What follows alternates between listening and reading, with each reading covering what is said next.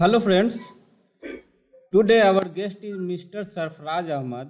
He has done MTech from the Department of Mechanical Engineering IIT Guwahati and currently he is working as a teacher in Milia Convent English School. It is located in his hometown. और जो आज का जो video है ये बहुत ही motivational है क्योंकि इन्होंने एमटेक के बाद अपने पैशन को फॉलो किया। बहुत ज़्यादा जॉब की तरफ इनका झुकाव नहीं था और पैशन को फॉलो करने के बावजूद आप आज देखिएगा, आप सीखिएगा कि कैसे खुश रहा जाता है, कि कैसे खुश मिजाज है, कैसे खुश रहा जाता है। तो अगर आपके पास बहुत ज़्यादा पैसा भी नहीं कमाते हैं, पैशन को फॉलो करते हैं, फिर कैसे अगल बगल के लोगों को अच्छा से रखते हैं, खुश मिजाज रखते हैं, तो आज ये हम लोग सीखेंगे। सो डेफिनेटली ये वीडियो बहुत ही मोटिवेशनल है और बहुत सारी इन्फॉर्मेशन भी है। So definitely it will help you the aspirants. So let us start. So as sir said, this video will be very informative and it will be like entertaining also in the last portion. So I would like to request our all viewers to watch the video till the end without any skips. So first of all, thank you for joining with us today. We welcome to our channel and foundation. Thank you sir कि आप लोगों ने हमें invite किया इस platform पर। और जब हम लोग लैब में काम करते थे तो बहुत ही अच्छा माहौल रहा करता था। हंसी मजाक और we really enjoyed our time there as well as our work. और it is really delightful for me that I'm here today. और मतलब मंजेश भैया तो मेरे सीनियर थे, मेरे मेंटोर थे। He helped me a lot हमारे काम में और मेरे जो भी हमने रिसर्च किया था उसमें, तो इनका ही बहुत बड़ा योगदान था। We are just there. So I hope so कि this program is really very funny and like entertaining also. So thank you. So first of all, we'd like to start our conversation with your little introduction, like your native place, your academic background, about your work or career journey till today. Actually मेरा नाम सरफराज अहमद है, जैसे कि भैया ने introduction में बताया। और मतलब मेरा होम टाउन यही है, पूर्णिया बिहार। और हमने अपनी शुरुआत की पढ़ाई यहीं से की। इनफैक्ट अब ये एक अच्छा कोइंसिडेंस है या खराब कोइंसिडेंस है, हम जिस स्कूल में क्लास 2 से 10th तक पढ़े हैं, हम उसी स्कूल में पढ़ा रहे हैं बेसिकली।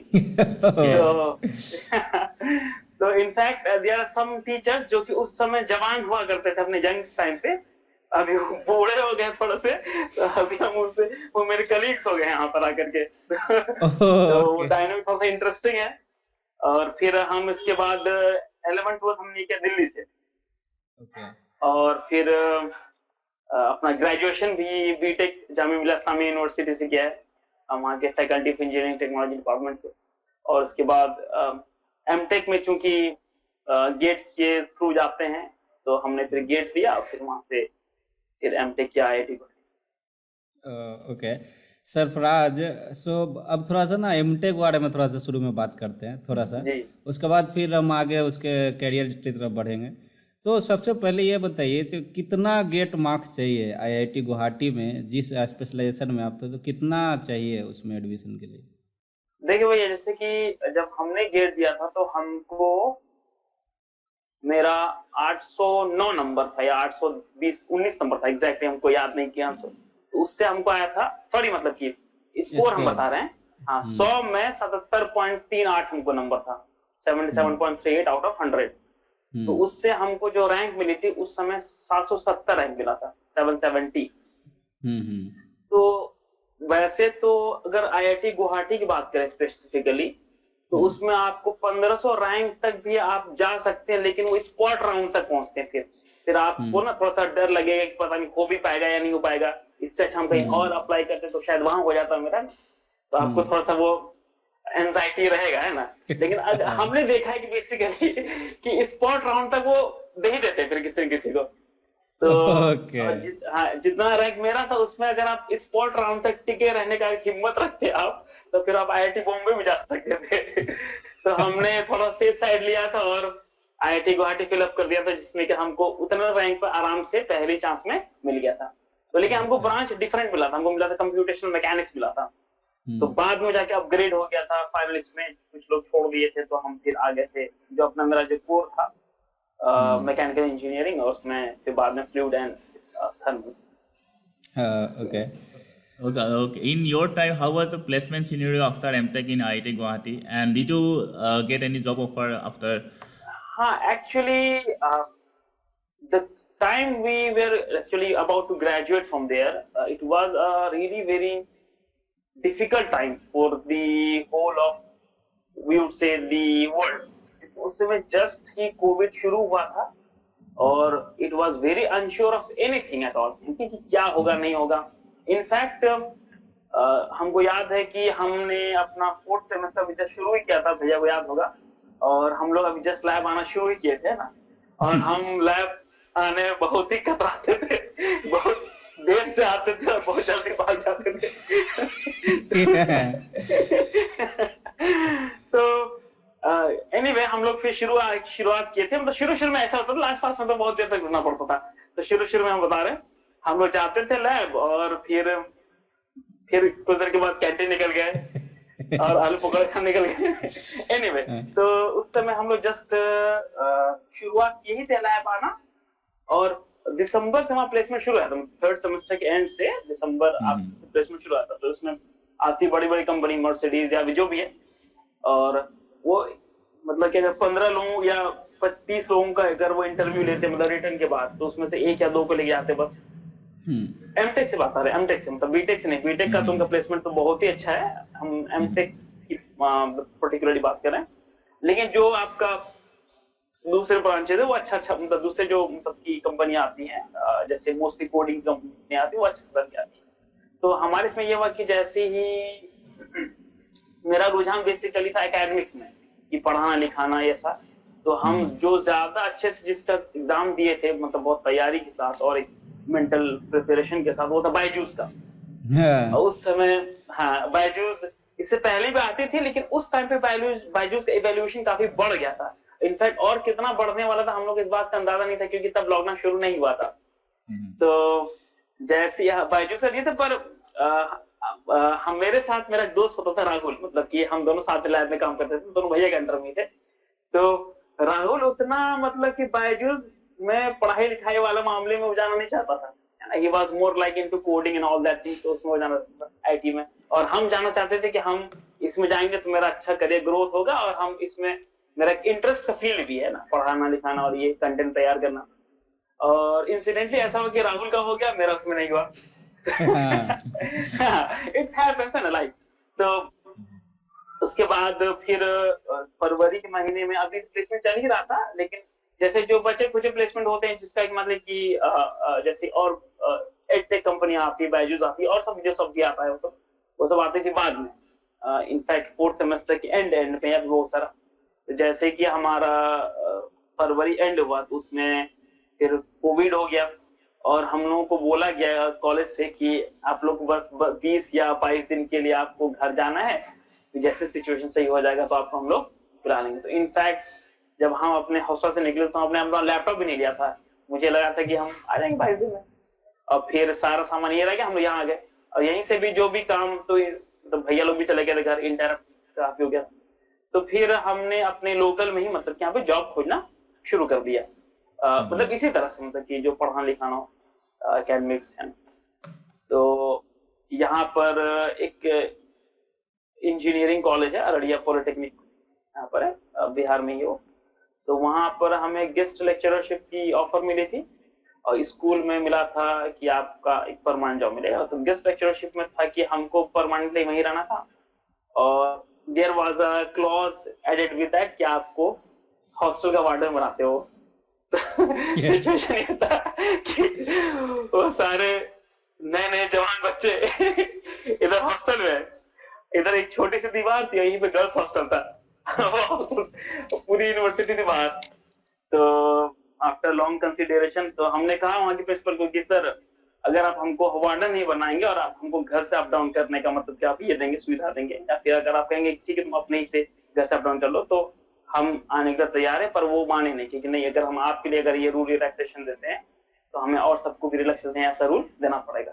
तो फिर हमने फिर अपने होम टाउन में यहीं पे ज्वाइन कर लिया, किसी स्कूल में। ओके, तो स्कूल अभी में आप पढ़ाते हैं, फिजिक्स पढ़ाते हैं, हाँ 12th 11th मतलब 9 10। अच्छा, फिजिक्स के जी टीचर है। जी ओके, सो प्रेजेंटली अभी आप वो मिलिया कॉन्वेंट इंग्लिश स्कूल में फिजिक्स के टीचर जहाँ पे आप जी पढ़ते थे।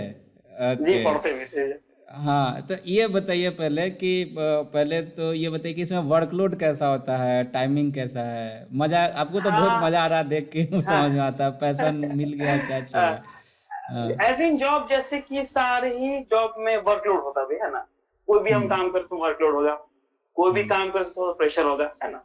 हम्म तो वर्कलोड है जैसे कि जैसे सारे जॉब में होता है, लेकिन अगर आपको वो काम अच्छा लगता है ना, हम्म आपको अगर आपको सेटिस्फेक्शन जैसे मिलता है, जॉब सेटिस्फेक्शन जिसको बोलते हैं, और आप हम्म जॉब बर्न आउट से नहीं गुजर रहे हैं ना, तो आप वर्कलोड झेल लेते हैं ना। फिर आपको लगता है कि नहीं, आप हर दिन एक्साइटेड रहते हैं कि चलो आज जाके ये पढ़ाना ये समझाना है ना। और जब हम्म बच्चा को आप समझाते हैं, बच्चा आपसे समझ आता है ना, तो वैसे तो ये बहुत क्लीशे, लेकिन जैसे ना वो उसके चेहरे पे ना एक तरह का खुशी रहता है ना, या उसके आंखों में सेटिस्फेक्शन रहता है, तो बहुत अच्छा होता है देखने में। अच्छा वो और हाँ, जैसे ठीक है, हम अपना मतलब कि आई एम नॉट ब्रैगिंग, लेकिन जो भी सलाहियत हम मतलब हम लोग मानते हैं ना कि ऊपर वाले का दिया हुआ है ना, God has given hmm us whatever skill we hmm have. तो हम्म लेकिन हम ऐसे तो अनऑफिशियली 5 साल से पढ़ाते हैं मतलब, और अभी ऑफिशियली 2 साल से पढ़ा रहे हैं। हम आज तक हमको जितने बच्चे हमको मिले सब ये बोले कि सर आपका पढ़ाई हमको समझ में आता है, और हमको बहुत अच्छा लगता है जब आप पढ़ाते हैं। तो ये मेरे लिए बहुत बड़ी बात है, तो सच में। तो इसमें आपको ये नहीं मैटर, टीचर में एज ए सैलरी बहुत अच्छा नहीं होता है, ये सब जानते हैं, हाँ तो ये ये हाँ मैटर नहीं कर, ये मैटर नहीं करता आपको। हाँ, जैसे आप पैसा कमा सकते हैं और तरह से, कोचिंग हाँ पढ़ा दूसरा करके, ट्यूशन तरीके पढ़ा से कमा करके। हाँ वो दूसरा तरह से कमा सकते हैं वो पता है, मतलब कि एज ए टीचर सिर्फ स्कूल में पढ़ा के बहुत अच्छा नहीं मिलता है, लेकिन हाँ कोचिंग वो बहुत तो अच्छा अलग नहीं है। मिलेगा हाँ सही बात है। आपको तो आप लाखों रुपए नहीं कमाएंगे वहां से। तो ये अच्छा ये कुछ अभी तो पैशन आप फॉलो कर रहे हैं, इसके अलावा कुछ दूसरा जॉब के लिए चाहे कुछ स्टार्टअप के हाँ, लिए ऐसा उसके कुछ सोच अलावा रहे हैं। जो मेरा दूसरा पैशन है, जैसे कि हम हमेशा से आपको पता है, मेरा दूसरा हम्म पैशन है बिजनेस। तो हम्म जैसे भैया से हम मजाक करते ही रहते थे, लेकिन एक तरह से उस मजाक में सच्चाई भी था। जैसे कि अगर हम तो हम भैया को बोलते कि भैया हम कुछ नहीं करेंगे ना, तो हम जितना सेविंग सब पैसा बचा के ना हम बिजनेस में डाल देंगे। तो यही है कि भैया अभी जब पूछ रहे थे कि एक बार भैया ऐसे ही फोन किया हमको कि तुम क्या कर रहा है, तो हम बोले कि भैया पढ़ा रहे, तो बोले ठीक है मतलब कि, लेकिन अगर मान लो कि वो मतलब कि नहीं चला बहुत दिन, या तुम हो गया कि तुम नहीं किए हो, तुम क्या करेगा, हम जितना सेव किए हैं सब पैसा इकट्ठा करेंगे, बिजनेस में डाल डाल देंगे। अच्छा ये अच्छा ये सरफराज ये बताइए कि क्या बेसिक स्किल चाहिए मतलब टीचर बनने के लिए। हाँ देखिए भैया, हम आपको एकदम ऑनेस्टली दिल की बात बताते हैं हम्म कि वैसे तो सरकार की तरफ से आपको यह है कि आपको बीएड करना पड़ेगा ना। वैसे और हम लोग की कंट्री में है कि आप ये डिग्री आपके पास हो गया तो आप इस काम के लिए सक्षम माने जाते हैं ना। जैसे अगर मेरे पास इंजीनियरिंग की डिग्री है तो हम ये समझे जाएंगे कि हमको इंजीनियरिंग आती है। अब मेरा घर वाला बोले कि बाइक खोल के दिखाओ, है ना, तो वापस कस के दिखाओ। तो डिग्री होना अलग बात है, और आप उस काम के प्रति काबिल हैं, ये इस बात पे डिपेंड करेगा कि आप कितने उस काम के प्रति आपका रुझान है, आपको कितना अच्छा लगता है। तो मेरे पास वैसे मतलब कि तो आपको मतलब कि पढ़ाने के लिए बीएड चाहिए, लेकिन हम ये मेरा ये मानना है कि अगर बीएड नहीं भी आपके पास ना, आप अच्छे टीचर बन सकते हैं, क्योंकि ये मेरा अपना पर्सनल ही है। जैसे कि हम आपको भी बोले कि जैसे हम अगेन ब्रैग नहीं कर रहे हैं, लेकिन मेरा आज तक नेगेटिव फीडबैक नहीं आया। हम अच्छा कितने बच्चा को पढ़ाए हैं और हर क्लास के बच्चे को पढ़ाते हैं, तो मेरा आज तक नेगेटिव फीडबैक नहीं आया कि सर क्या पढ़ा रहा मास्टर को समझ में नहीं आ रहा, ऐसा बात।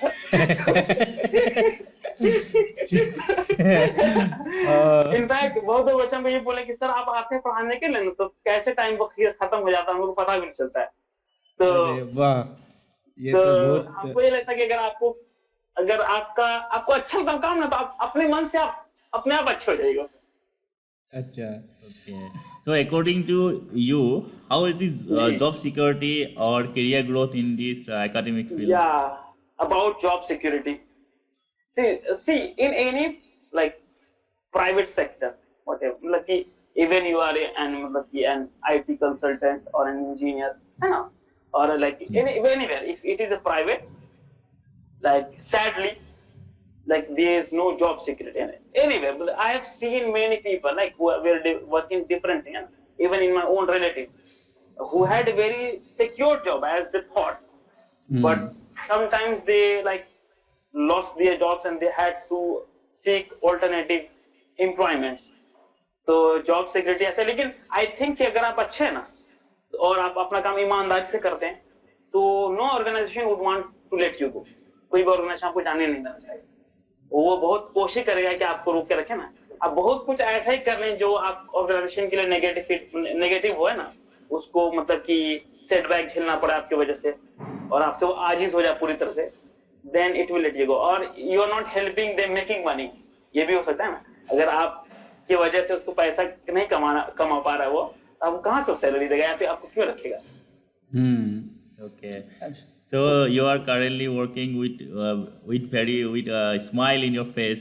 So so what's your future plan? You want to remain in this field or you want to go for higher studies or any other? I sometimes like जो मेरा डिग्री है ना तो उसमें I'm trying to get into like I should not say to jinx it and so anyway like हम कोशिश कर रहे हैं जो असिस्टेंट प्रोफेसर वाली जो आती है मतलब कि बिहार में, तो उसके लिए एग्जाम दे करके मतलब कि अगर किसी तरह वहां चले हैं तो मेरा मतलब कि जो काम हम करें वही करते रहेंगे, पर एक लेबल या टैग अच्छा हो जाएगा कि चलो भाई आप यहाँ हुए। That means you want to remain in academic field only. Yeah, actually I have lost like I don't really want to go in the like the industry based or something like where अगर ऐसा होता ना मतलब कि अगर if I went there I know that I would have to drag myself out of bed every day, खींच के आना पड़ता है, फिर आते थके मांदे है ना, और जीवन में कोई रंग नहीं रहता।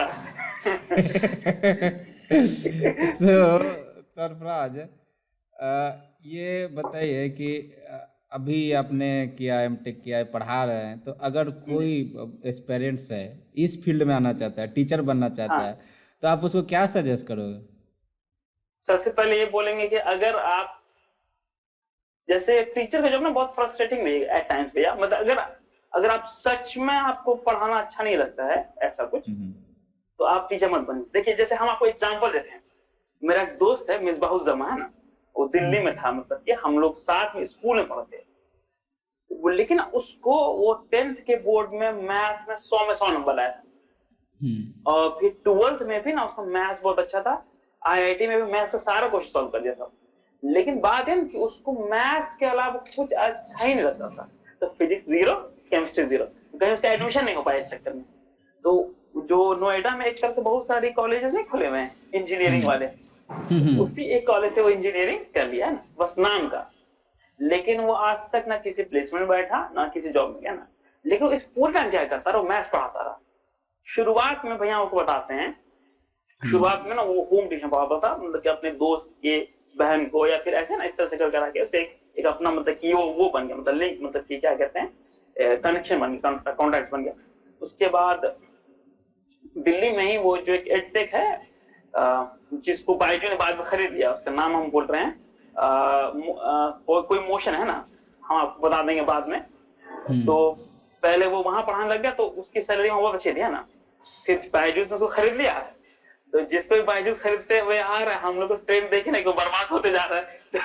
मतलब नथिंग अगेंस्ट बायजूस है ना, उससे हमको हायर नहीं किया इसलिए नहीं कह रहे हैं वो तो वो जैसे कि मेरे दोस्त ने बताया कि फिर उसको बायजूस ने खरीद लिया और बायजूस उसको इंटीग्रेट कर दिया आकाश के साथ, क्योंकि आकाश IIT JEE और जो मेडिकल के लिए कराती है वो भी बायजूस मेरे दोस्त को भेज दिया रोहतक, है ना।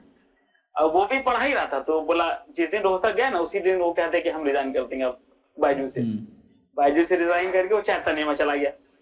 चैतन्य बहुत अच्छा पैसा कमा रहा है वो, उसने भी बीटेक किया है, लेकिन वो बहुत प्रेस्टिजियस इंस्टीट्यूट से भी नहीं किया, लेकिन पैशन जो उसको मन लगता था, जिसमें जो काम कर रहा था पैसा बहुत कमा रहा है, मतलब यही Yeah. बोलना चाहते हैं कि जिसमें मन लगता है उसमें बहुत पैसा कमाइएगा, क्योंकि आपको खींचना नहीं पड़ेगा काम के लिए। हाँ, आपको खुद को खींचना नहीं पड़ेगा ना, तो आपको जो इम्पेटस है वो अपने आप ही मोटिवेशन मिलता जाएगा, या आपको आप काम कर ही रहे हो, काम है ना।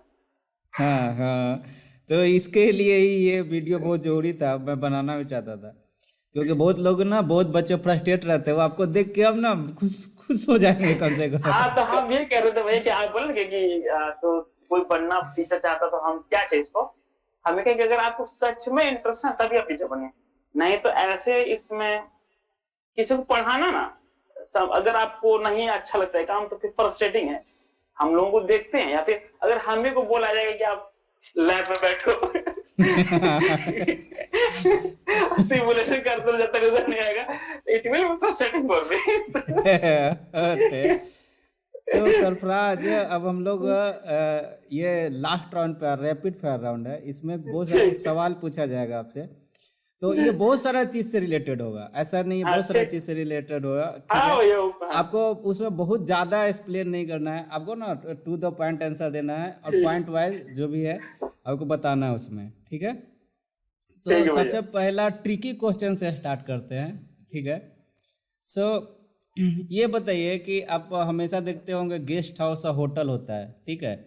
तो दोनों में क्या अंतर है गेस्ट और होटल के बीच में?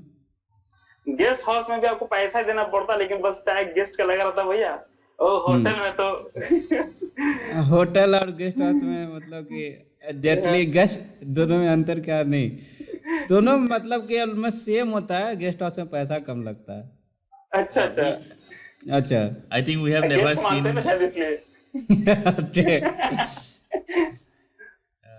I think we have never seen that birds urinating. Why? बस यूरिनेटिंग। हाँ, बर्ड्स को कभी आपने पेशाब करते हुए देखा है आज तक? I think when they like poop, their liquids also come out with that. ये आंसर खोजिएगा जाके, ओके?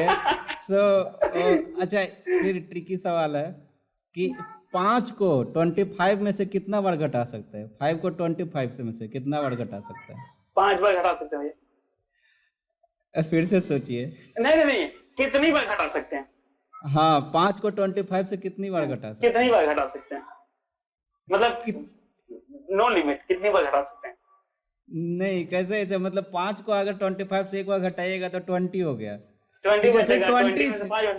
लेकिन हाँ, 25 में से नहीं ना घटा रहे हैं, बार बार एक ही बार घटा सकते हैं ना। अच्छा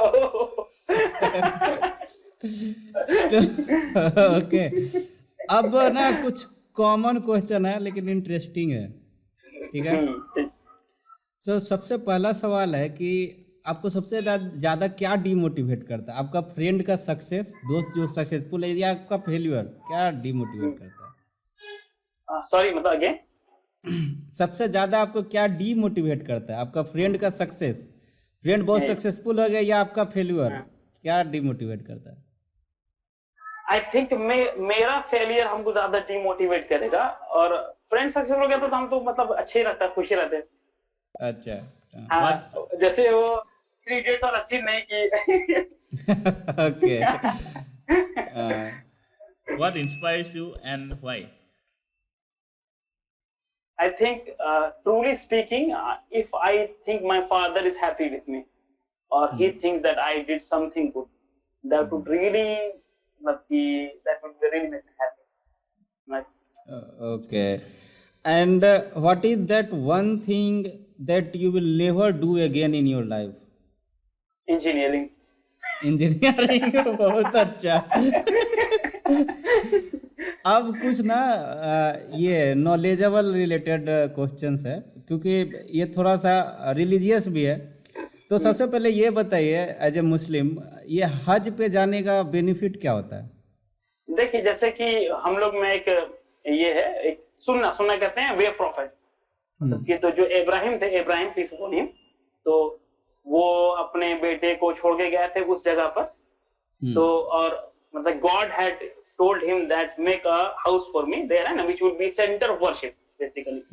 तो अल्लाह ने, जिसको हम लोग गॉड कहते हैं, मतलब गॉड को अल्लाह कहते हैं ना, तो बेसिकली तो उन्होंने कहा कि ये सेंटर है वर्शिप का, तो everyone who has money and who has got the opportunity and who is been able to, है ना, हेल्थ वाइज और मनी वेल्थ वाइज, तो they should go and do the pilgrimage, है ना, बी देयर, है ना, worship. Okay. So, Have you ever read Quran, or is it necessary to read? Yeah, actually I read Quran oftentimes and with translation also. And if you look at Quran, it is not only a book of religion, but it is a guidance. Like it guides you in every aspect of your life. जैसे कि शराब मत पियो, जुआ मत खेलो, है ना. और भैया जानते हैं ना, हम लोग कभी डिस्कस भी करते थे वहां में, है ना. या फिर जब भी तौलो, मतलब कि तो कभी भी झुकता, मतलब कि कम मत तौलो, है ना. कोशिश करो कि थोड़ा ज्यादा ही दे दो उसको, मतलब कि बहुत सारा ऐसी बात है. अच्छा, ये एक बात बताइए कि ये जो कंसेप्ट ऑफ हेवन है, जैसे बोला था जन्नत में हूरें मिलती हैं, तो ये बिलीव, ये सच है? ये आपको क्या लगता है, इसमें कितना सच्चाई है? हाँ, जैसे कि देखिए, अगर हम लोग when we all sleep, है ना, we all have those existential question कि हम लोग कहाँ हैं ना, और कहाँ से आए हैं, और what is the purpose of life, मतलब कि जो मेन फंडामेंटल जो हम लोग का क्वेश्चन, हम लोग स्टिल भी मतलब कि थिंक कि हम जो यहाँ पर है जिंदगी में, हमारा पर्पस ऑफ लाइफ है. जैसे हम आपको एक अगर if you allow me, I want to give you an example, है ना. जैसे मान लीजिए आप यहाँ पर हैं, हम यहाँ पर, है ना. हम लोगों को कोई आया और अचानक से सीडेट कर दिया, और अचानक से हम आंख खोले, देखें कि हम एक ट्रेन में, है ना, और ट्रेन में सब साधन है, जितना एंजॉयमेंट का चीज है सब है ना. और जो भी हमको मन करे खाने का सब है, जितना भी हमको मतलब मौज करने का चीज सब है. फिर भी आपके मन में क्या सवाल रहेगा, एक कि हम यहाँ कैसे आए, हम कहाँ जा रहे हैं, है ना. इस चीज का क्या पर्पस है. तो अगर हम इस बात को बहुत गौर से सोचें, तो अगर सब कुछ क्रिएटेड है, तो समवन हैज क्रिएटेड अस. और अगर क्रिएट किया तो कुछ पर्पस के साथ क्रिएट किया ना. और हम लोग कुरान पढ़ते, उस कुरान में पर्पस लिखा हुआ है कि उसका पर्पस ये है कि हमने इंसानों को, मतलब कि we have created humans and there is another creation jinns, we have created them for, मतलब कि वर्शिप मी, मतलब कि गॉड हैज. और वर्शिप करने में बस यही नहीं कि हम जैसे हम लोग में जो वर्शिप है कि नमाज पढ़ रहे हैं, ऐसा कुछ हज पे जा रहे हैं. वर्शिप है कि जो भी उन्होंने कायदा कानून बनाया ना कि झूठ मत बोलो, अगर झूठ नहीं बोल रहे हैं उनसे डर करके, ये भी वर्शिप है. और मतलब किसी को कुछ पैसा दे रहे हैं उसकी हेल्प करने के लिए, चैरिटी करने के लिए, ये भी वर्शिप है. अपने सेहत का ख्याल रख रहे हैं, है ना, अपने हेल्थ का, ये भी वर्शिप है. ओके. सो सरफराज, बहुत अच्छा से आपने सवाल का जवाब दिया. अब कुछ लाइट मूड क्वेश्चंस है जी, तो वो चालू करते हैं. तो सबसे पहला, आप जब किसी अपोजिट जेंडर को देखते हो तो क्या नोटिस करते हो? First of all I notice her face, मतलब जो सही बात है, मतलब कि फेस इज सेंट्रल थिंग. तो हम तो अच्छा, जैसे कि एक फनी स्टोरी, मेरी एक फीमेल फ्रेंड है, मतलब या मेरी लाइक फनी, मतलब तो उसने हमसे पूछा कि किसी फीमेल को देखते हो तो तुम क्या नोटिस करते हो. तो मतलब वो उस इंटरव्यू के लिए था ना कि शी इज फ्रेंड यहाँ तो हमने कहा कि लड़की आ रही जा रही है. Okay. But you are noticing the face. Okay. How was the first crush? Who was your first crush? Hi, my first crush, like really my first crush. I watched Titanic in like 2002. तो मेरी first crush थी Kate Winslet. वो celebrity में ना, और first crush जो मेरी थी स्कूल में ही थी ना. I don't want to take her name because वो शादी हो चुका है. ओके. सो अब ना, अब मनी और लव, कोई एक चुनना है आपको. रियली देखिए, जैसे कि ना नहीं, सिर्फ एक चुनना है आपको, एक्सप्लेन नहीं करना है. अच्छा चलिए आई थिंक मनी चुन लेंगे. Money. According to you, among government job, private job, or startup, which one do you like to choose? I think I would like to get government job because उसमें आप शादी के लिए project नहीं होंगे. Very good. अब कुछ important questions है. अपने आप को आप 5 साल में कहाँ देखते हो? हाँ, ये तो भैया, इस बात का जवाब तो मेरे पास तब भी नहीं था जब ना हमको जॉब में ये इंटरव्यू पूछते थे, क्वेश्चन पूछते थे, तुम अगले 5 साल अपने आप कहाँ देखते हो. हमको लगता है कि हम इधर ही रहेंगे किसी. हाँ, in next 5 years I would definitely like to get myself married and have like a at least a child. Okay. Have you ever लेकिन thought not before you भैया, आपसे पहले नहीं. Okay. So, have you ever thought for suicide? No, like suicidal tendency जो है ये बहुत बड़ा प्रॉब्लम बढ़ते जा रहा है. वैसे तो पहले वेस्टर्न कंट्री में था ये सब बहुत ज्यादा, लेकिन इंडिया में भी ना बहुत ज्यादा बनाया. क्यों? क्योंकि हम लोग बहुत ज्यादा मटेरियलिस्टिक हो गए. सही बात है. हमको कितना भी हमारे पास फैसिलिटी हो जाए ना, लेकिन अगर हमारा दोस्त या हमारा सोसाइटी या एक्सपेक्टेशन से हम कम कर रहे हैं, तो फिर वो हमारे अंदर जो ना डिससेटिस्फेक्शन बढ़ता जाएगा. एक टाइम ऐसा आ जाएगा हम लोग अपने लाइफ से डिप्रेस हो जाएंगे. हम आज तक हम ठीक है लाइफ में कुछ सेटबैक में मिला है बहुत बार, बहुत डिप्रेस भी मैं, लेकिन आई डोंट थिंक कि सुसाइड करना अच्छा बात है. इनफैक्ट जो लोग सुसाइड करते हैं तो हम ज्यादा मतलब I don't give much sympathy to also कि तुम क्यों सुसाइड कर ले भाई, तुमको रहना, तुमको तो कोशिश करना था, स्ट्रगल करना. And what is success for you?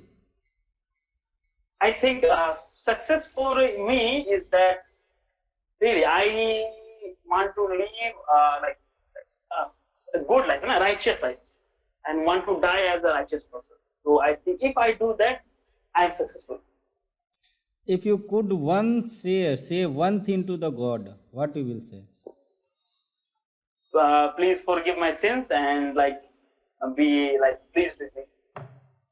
And describe yourself in 5 words. हाँ, देखिए भैया हम आई थिंक या you got me of course. देखिए हम फ्रेंडली बहुत, और हम चाहते हैं कि मेरा अगल बगल के लोग जो है वो हमसे खुश रहे, हम उनको दुख ना दे, और बेसिकली हम केयरिंग भी हैं थोड़ा बहुत. और अगर हमसे कोई मतलब कि ज्यादा हमको परेशान करेगा तो हम मतलब कि मतलब I don't think about that, है ना, मतलब कि they really cease to exist for me. और ये है कि आई प्रोक्रेस्टिनेट मतलब हम कभी टांग टालते भी बहुत है, नहीं कर रहे हैं. अच्छा भैया जानते हो. अच्छा, बिहारी भाषा में उसको कोढ़िया बोलते हैं. सही बात है, फैंसी वर्ड हो गया. हाँ. Are you happy where you are in your life now? ये तो दिख रहा है, ये तो सवाल पूछना बेकार है. तो अच्छा, अब on a scale from 1 to 10 how much will you give yourself? कितना दोगे 1 से 10 के बीच में अपने आप को मार्क्स देना होता है? अपने आप को भैया, हम लोग लड़के हैं ना, हम लोग को ना शुरू से ना बोला जाता है तुम अच्छा नहीं देख रहा है, तुम कुछ अच्छा नहीं करेगा ना. तो हम लोग का ना जो अपने आप को सेल्फ रेटिंग वाला सिस्टम है पहले तो बहुत कम है. 5 से ज्यादा नहीं देंगे अपने आप को. नहीं, हर चीज मिला जुला के मतलब अपने आप को जज करके 5 से ज्यादा. अच्छा ठीक है, 5 से ज्यादा नहीं देंगे. Okay, so Sarfaraz we have completed and ये बहुत अच्छा लगा आपसे बात करके, बहुत दिन बाद मुलाकात हुई आपसे. तो ये बहुत अच्छा लगा, और सही में ये वीडियो जो भी देखेंगे आपके हंसमुख स्वभाव को, और कितना मस्त है जिंदगी में. और बहुत लोग ना परेशान रहते हैं, दूसरा इतना पैसा कमा रहा है, दूसरा ये कर रहा है, वो कर रहा है, टेंशन से दिमाग खराब रहता है उनका. तो शायद उन लोगों को थोड़ा सा कुछ आइडिया मिले, थोड़ा सोचे, क्योंकि ये चैनल का भी एक बहुत बड़ा मोटिव ही है कि एक तो सबसे पहले जो जानकारी मिले शायद इसको किसी को फायदा हो जाए, दूसरा कोई किसी से भी कभी भी मोटिवेट हो सकता है, हम लोग को पता नहीं होता. आपका थोड़ा सा इन्फॉर्मेशन किसके लिए क्या कर देगा ना, किसी को नहीं पता होता. तो ये बहुत ही फायदा करेगा जो देखेंगे एस्पिरेंट्स, और वो आपसे डेफिनेटली इंस्पायर होंगे और बहुत मजा आएगा उनको देखने में. सो थैंक यू सरफराज हमारे साथ इंटरेक्ट करने के लिए. Thank you for thank you भैया, थैंक यू सर, है ना, थैंक यू वेरी मच. और हम भी कहना चाहते हैं भैया ऐसे कि हम लोग तो बहुत एब्रप्टली आ गए थे, हम लोग का एक फेयरवेल नहीं हुआ था ना. तो जैसे कि जब सेकेंड सेमेस्टर के बाद चुनते ना कि आपको कहाँ किनके अंडर में एमटेक करना है ऐसा वाला, तो I am really very happy and very मतलब कि फॉर्चुनेट कि हम आपके अंडर चले गए ना. हमको एकदम दूसरा पता नहीं चला, और बहुत मजा आया है ना, बहुत हम लोग बहुत मजा आया.